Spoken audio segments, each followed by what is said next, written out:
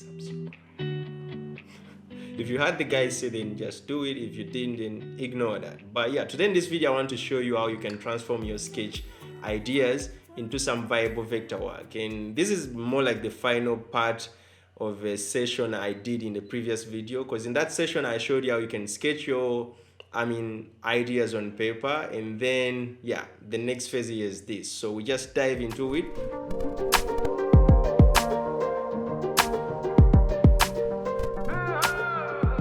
So without further ado, I'll just go create a file in Illustrator, and I've already done that. So jumping in, what I want to do first is go ahead and create a solid of my artboard size, which is 500 by 500 pixels. Align it to the artboard.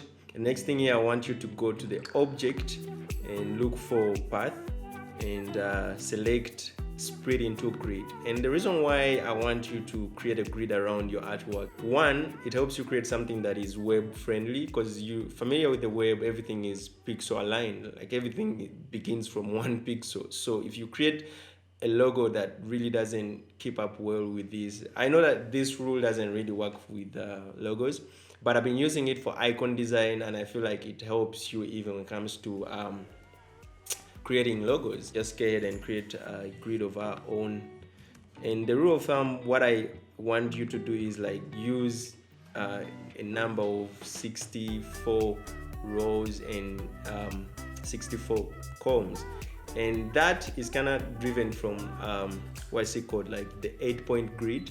The 8-point grid is more like web standards on how to create or follow a grid. It's kind of like approximate. It's not like perfect at 8 pixels. It's 7.8 as you can see, but that's close. If you round off that, it's 8. So I don't know why really Adobe jumped to give me like a perfect 8-pixel grid, so I went with this. So yeah, I'll go ahead and toggle on like art guide so that I can have some guidelines on the edges of the artboard. So just go ahead and click OK.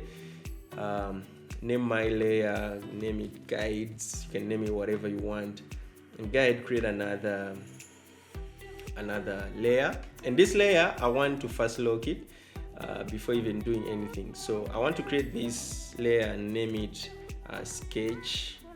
And as I told you, like, you need already some of the images of your sketches, and I already went ahead to create mine.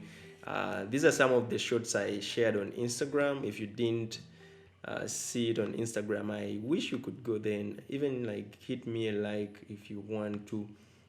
But yeah, we just trying to move fast here because I don't want to bore you and waste your time. So what I'll do, I'll move the sketch layer like behind the grid, and I'll just go ahead. What I want to do, I want to make this outline, like I want it to show as an outline, and the way to do that is like command click on the eye right there. You get what I mean? Like you just command click on it and you just take it in outline. You can use there's command Y, which takes the entire workspace into outline mode, but here you can just outline one layer, which will show you what's in the background, and keep our grid in, which looks sweet, right? So I'll just go ahead and try to kind of align my sketch. These are the things I hate about tutorials, man. Like I feel like I'm boring you with my unpreparedness. Yeah, I feel like it's aligned. Like if you really want to do it perfect, you can guide and do that, but I feel like it's aligned, guys. Let's try to move. Yeah, so just go ahead and center it a little bit, and put in another solid, and then align it to the artboard. What I want to do is like mask my image into it. So the next thing I'll do, I'll just actually before moving fast, I'll just go and double click on this layer, and I want to turn what you see there. I want to turn on template and give it like a 50% dim, and this helps you like to focus on the line work or the vector work you're about to do, and and dim a little bit of the image. So that's what I've done. It's kind of dimmed. Pro tip. Yeah, so let's move fast here. I'll name this vector work or line work. You can name it whatever you want. Yeah, I want to keep my layers organized because, man, like a logo design is intense. You get messy in the end. So without further ado, we just go ahead and start laying our line work. And first things first, I think I love how like it's not like properly aligned, but I love how like it's interacting with the grid, the icon. So I'll just go ahead and maybe leverage that, and yeah, so I'll just go ahead and try putting some lines. So put on some music, please, don't bother the guys. So I'll make sure that I have like put on at least a stroke here, and take it out of outline mode because it was in outline mode. So yeah, so I want to use this pixel, like the 7 point something pixel, to guide me throughout my entire why is it not snapping? What? Oh, so that's key. You see that Adobe wants you to snap on their native grid, so you need to turn off snap to pixel. Yeah. Yeah, I think I'm happy with that. It looks okay. Just go ahead, move this to the other side, and I think copy the same. I just okay, I want to move this guide all the way to the top. What's going on? Let me zoom in a little bit closer. You'll see why like it's important to have like a grid on. It helps you make decisions on the fly. So I think I'll move this guy a little bit lower. Yeah, it looks perfect there, and it makes like the entire process of logo design so easy. You see the way we run fast. I think yeah, I guess we're running fast. Why is what I saying? Yeah, so yeah, just get duplicate the same two lines all the way. I'll just assume my S will pass somewhere there. Yep, I think like that's everything. I think everything has snapped to the grid, and the next phase is like, let's try to work on the bottom side of the letter S. So I'll just put in the circle, and I'll tell you one thing you need to keep in mind, that like always when it comes to characters like letter S, they don't follow geometrical alignment. There is like kind of lean towards like optical alignment, that you need to make it jump a little bit out of the grid so that it looks optically right. So we will do that, and I'll show you what I mean in a second. Yeah, I'll just try to align my circle, move it a little bit to the bottom of this guy. Yeah, align this guy.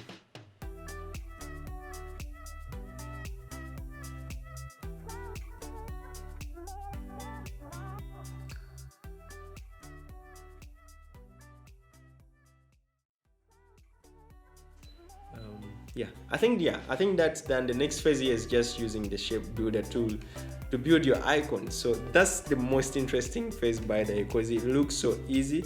But before even going further, I always want to keep the original copy of my line work, because if something falls apart, I'll just go back, call this 2, call this 01. So yeah, after your copy, make sure that you lock your layer, which I've just done there because I had forgotten. So I'll just go ahead and select my shape builder tool. So if you're not familiar with this tool, it's one of the best tools in Illustrator that helps you build shapes, especially for logos. So I'll just go ahead and select my shape builder tool, and actually first select all this line work. So when you select your shape builder, the shortcut to it is like Shift M, and it will just like show you, I don't know whether you look at, when you look at it, it show you like the arrow and the plus. So that means you build shapes around, for example, like this line work. You can separate out shapes using Alt. When you toggle Alt on, it turns to negative, or when you release Alt, it's positive. So keep it at positive and just go ahead and start building in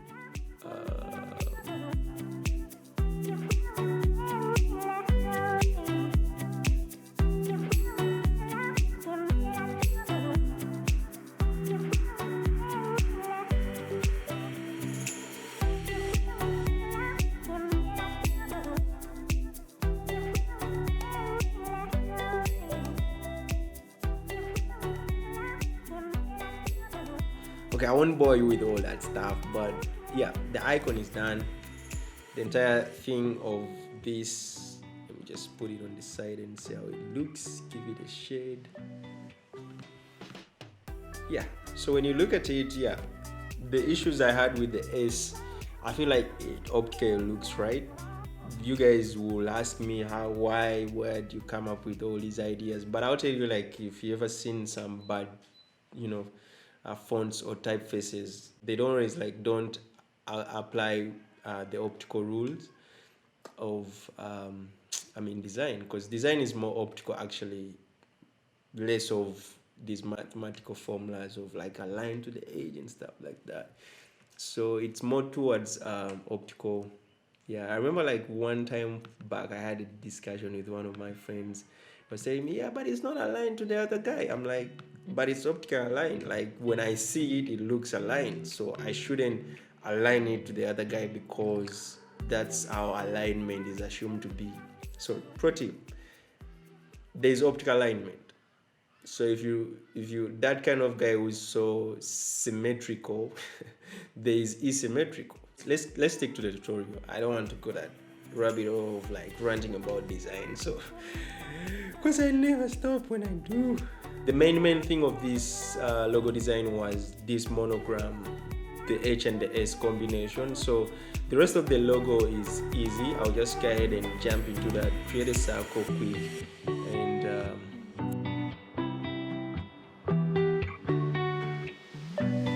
yeah, so I'm happy with the circle. This looks fine. I think the next thing here is I'm just go ahead and speed through the entire typography. I'm just going to work on the typography. And when you look at the sketches, the initial idea I had was to use a serif font, but so far how the logo looks, or the the monogram looks, I might change my mind and work with a sans serif font so that I can create that contrast between the monogram and the typography. Because yeah, like it might not look right when everything is leaned towards serifs. So I'll go ahead and do that quick right now. So I'll just go ahead and duplicate the circle, use the same circle, and drop it around there, and make sure I select the right one, path tool, and paste it in.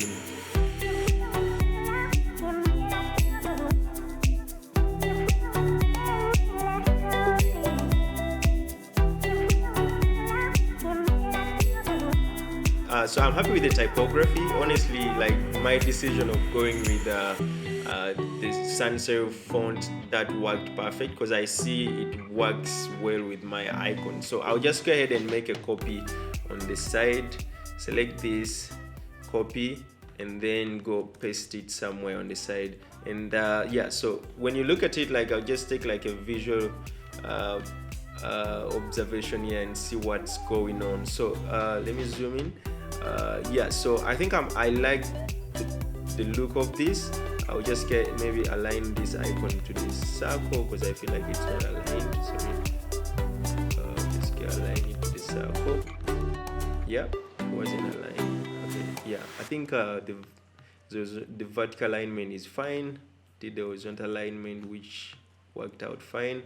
Yeah, so actually when you look at the icon, one thing I've spotted out initially when I was designing this icon, what I had in mind, I wanted an icon that has like that organic feel on it.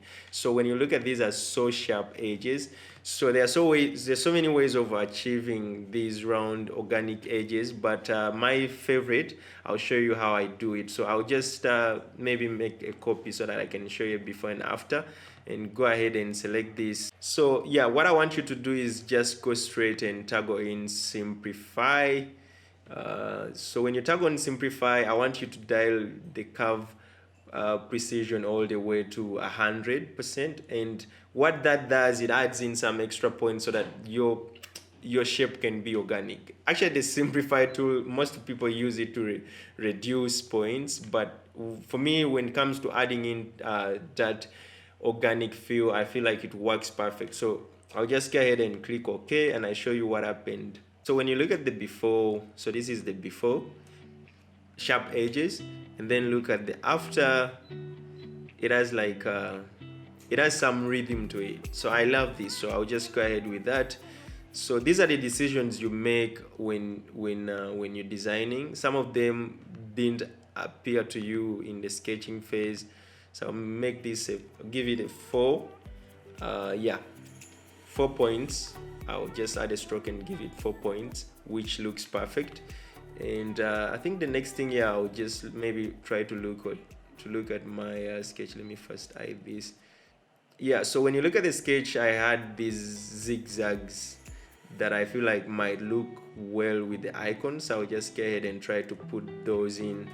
Let me see the best way to do this. I want them to be organic. They shouldn't be so kind of super rigged.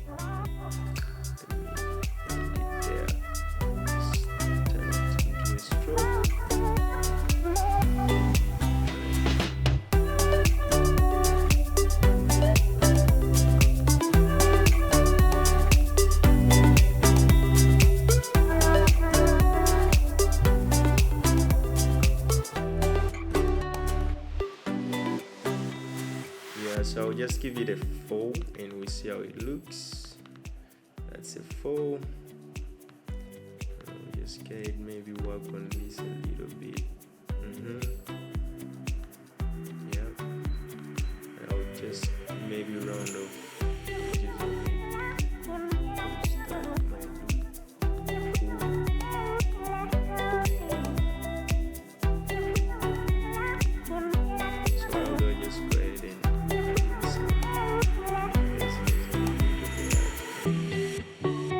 It looks organic. What do you think, guys? I'll just drop in a circle just to be precise.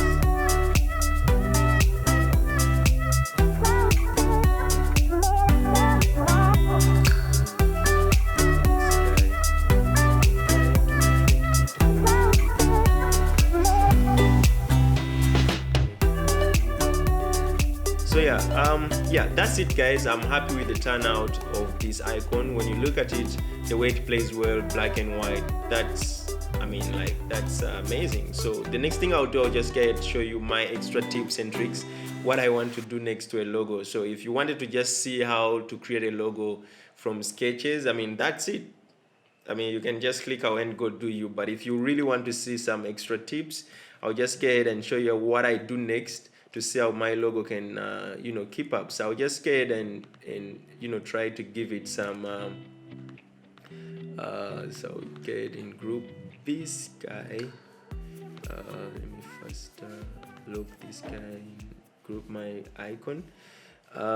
Yeah, so I'll just go ahead and try to show you what you need to do when it comes to testing your logo and all that stuff. So just align this to the center, and yeah, zoom in. So this is what I enjoy to do. Boom. Bring it to the front. Yeah, so rule of thumb, the next thing you need to do first is to test your logo both on black and white, which 100% looks fine. So I'll just go ahead and play it on the swatches. So this is the swatch I selected. It's this reddish and the off-white creamy swatch. So I'll just go ahead and try this reddish and see how it looks. Amazing. So I'll just toggle it to the reddish, and that looks dope, guys. That looks dope. You should congratulate yourself how far we've managed to move.